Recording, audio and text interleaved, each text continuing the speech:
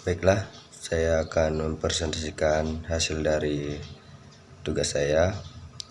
Nama saya Kosmas Hermas, NIM B1012171021. Di sini tugas saya berjudul Analisis Pasar Domestik Minyak Goreng, Dampak Kebijakan Pemerintah dan Kemungkinan Berlakunya Liberalisasi Perdagangan. Bab 1, Pendahuluan. Salah satu risiko yang timbul dengan diberlakukannya liberalisasi perdagangan adalah fluktuasi barang yang cenderung semakin besar, yang pada gilirannya akan berpengaruh terhadap bukan saja penerimaan devisa negara, tetapi juga terutama pada tingkat pendapatan petani dan kesejahteraan konsumen. Minyak goreng yang merupakan salah satu komoditi ekspor andalan juga merupakan salah satu dari 9 bahan kebutuhan pokok masyarakat Indonesia. Selanjutnya, dari sisi produksi, tampak bahwa dalam periode 1970 hingga 1997, luas area perkebunan kelapa sawit dan perkebunan kelapa cenderung meningkat. Sementara perkebunan kelapa berkembang dari seluas 1.805.711 ha pada tahun 1970 menjadi 3.66.823 hektar pada tahun 1997. Sejalan dengan itu, produksi minyak sawit juga mengalami peningkatan yang relatif lebih pesat dibandingkan dengan minyak kelapa, masing-masing dengan rata-rata pertumbuhan sebesar 12,76% dan 3,13% per tahun. Selanjutnya, bab 2. Kebijakan pemerintah. Secara umum, kebijakan pemerintah dalam hal menjaga stabilitas harga produk pertanian memiliki tujuan sebagai berikut. 1. Memperkecil ketidakstabilan harga. 2. Memperbaiki pemanfaatan sumber daya. 3. Mencapai swasembada pangan. 4. Meningkatkan rata-rata tingkat harga dan pendapatan. 5. Mengurangi risiko yang dihadapi oleh konsumen. Hal ini dilakukan karena harga produk pertanian akan berpengaruh terhadap distribusi pendapatan konsumsi, produksi, dan pertumbuhan ekonomi. Pada tanggal 23 Mei 1995, pemerintah mengeluarkan kebijakan yang disebut dengan Paket Regulasi 23 Mei 1995 yang mengatur mengenai regulasi bidang investasi. Dalam paket kebijakan tersebut dijelaskan mengenai peningkatan pertambahan terhadap industri minyak goreng kelapa sawit untuk meningkatkan peluang bagi dunia usaha, memperbesar pasokan untuk pasar dalam negeri dan ekspor, peningkatan nilai tambah, dan peningkatan alih pengetahuan dan teknologi.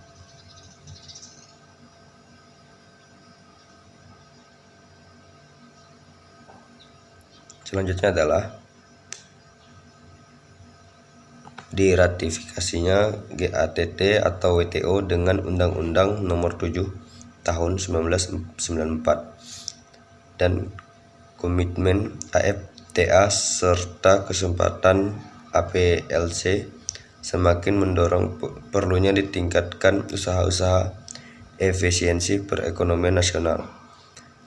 Dalam rangka peningkatan efisiensi dan ketabahan ekonomi nasional serta peningkatan daya saing produk dalam negeri di pasar internasional, tarif bea masuk dan bea tambah diturunkan secara bertahap dengan tetap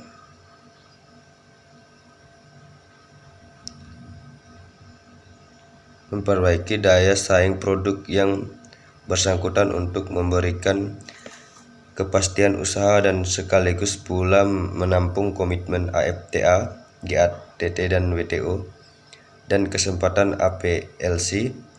Jadwal penurunan BM atau BMT adalah sebagai berikut. Selanjutnya, A. Tarif BM atau BMT yang keseluruhannya 20% atau kurang diturunkan secara bertahap sehingga menjadi setinggi-tingginya 5% pada tahun 2020. B. Tarif BM atau BMT yang keseluruhannya lebih dari 20% diturunkan secara bertahap sehingga menjadi setinggi-tingginya 20% pada tahun 1998 dan 10% pada tahun 2003. Selanjutnya masuk ke bab 3. Bab 3 metodologi penelitian. A. Kerangka pemikiran. Sebagaimana diketahui bahwa minyak sawit dan minyak kelapa merupakan produk utama dari perkebunan kelapa sawit dan kelapa, dan juga keduanya merupakan komoditi ekspor. Sebagaimana diutarakan, sejalan dengan perkembangan industri minyak goreng domestik,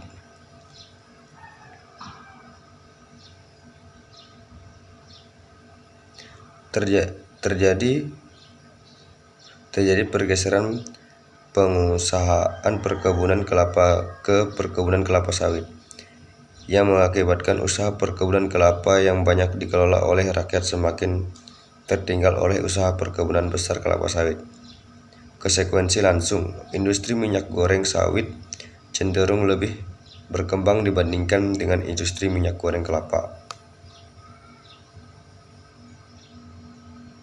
Selanjutnya, pengembangan minyak goreng minyak sawit akan berpengaruh terhadap perkembangan minyak goreng kelapa karena adanya sifat substitusi antara kedua bahan baku minyak goreng tersebut.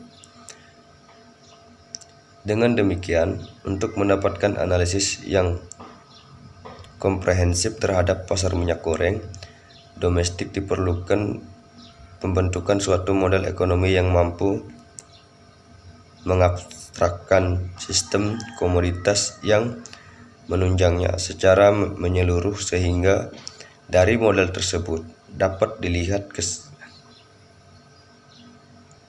kesaling terkaitan antara minyak goreng dengan bahan-bahan bakunya. Selanjutnya, guna dapat menelaah dampak kebijakan pemerintah dan pemberlakuan liberalisasi perdagangan terhadap keragaan pasar minyak goreng Indonesia, maka diperlukan pengetahuan dan pemahaman mengenai struktur pasar dari bahan baku industri minyak goreng dan minyak goreng Indonesia. Adapun struktur pasar bahan baku yang dilihat adalah mencakup 1. Usaha kebun yang merupakan subsistem yang memegang peran dalam menghasilkan bahan baku. 2. Subsistem industri minyak goreng yang merupakan konsumen utama terhadap minyak sawit dan minyak kelapa. 3. Penawaran bahan baku baik untuk kebutuhan domestik maupun ekspor. 4. Harga domestik. Selanjutnya, B. Data dan sumber data dalam penelitian ini. Data yang digunakan adalah data sekunder dari waktu periode 1970 sampai 1997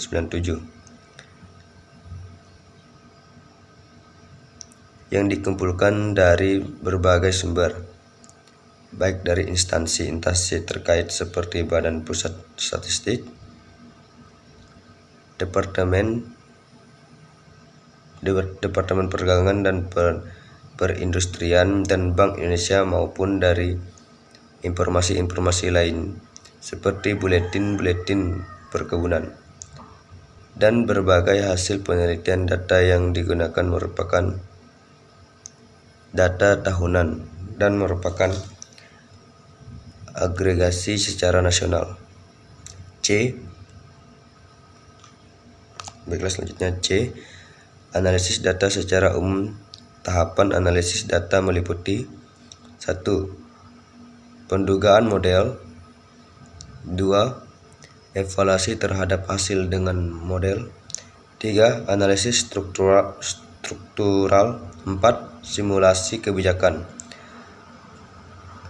5. Validasi model. Dan 6. Analisis kerangka pasar minyak goreng dan bahan baku di era liberalisasi perdagangan.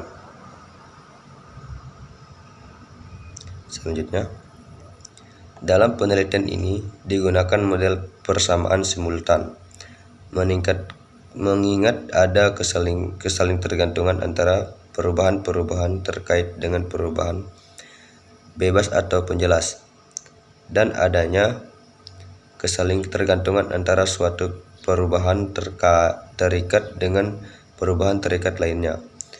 Metode pendugaan yang digunakan adalah SLS. Setelah dilakukan pendugaan, kemudian dilakukan evaluasi apakah model tersebut sudah layak atau belum. Dengan menggunakan kriteria ekonomi, statistika, dan ekonometrika, apabila sebelum bagus, maka dilakukan spesifikasi ulang. Selanjutnya D.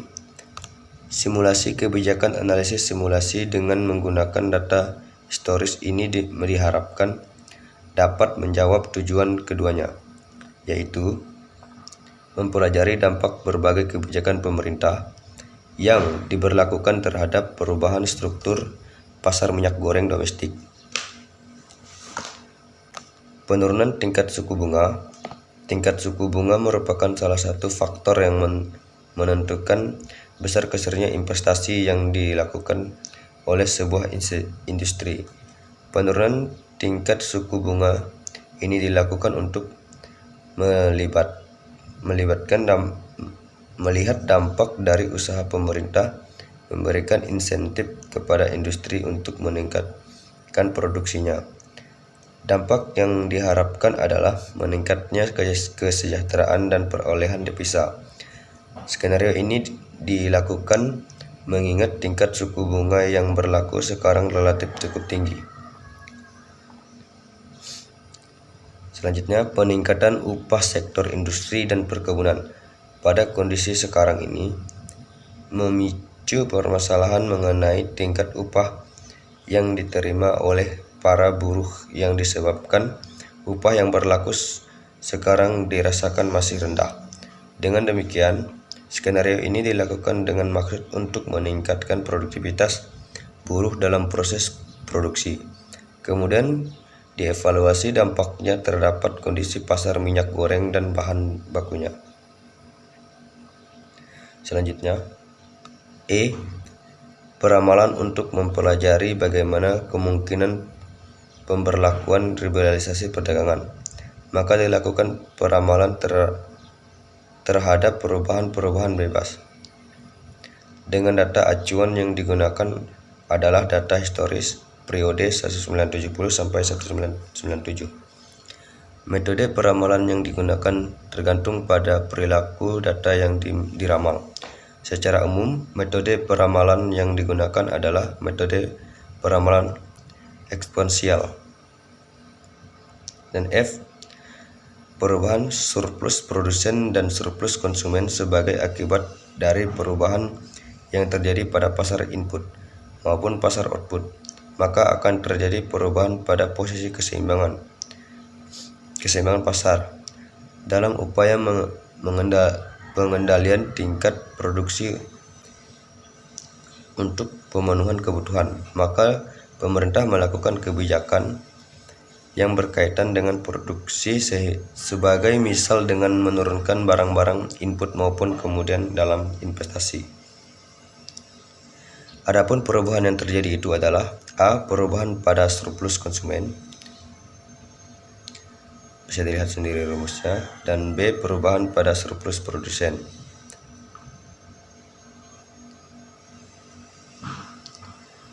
Baiklah, sekian dan terima kasih dari saya.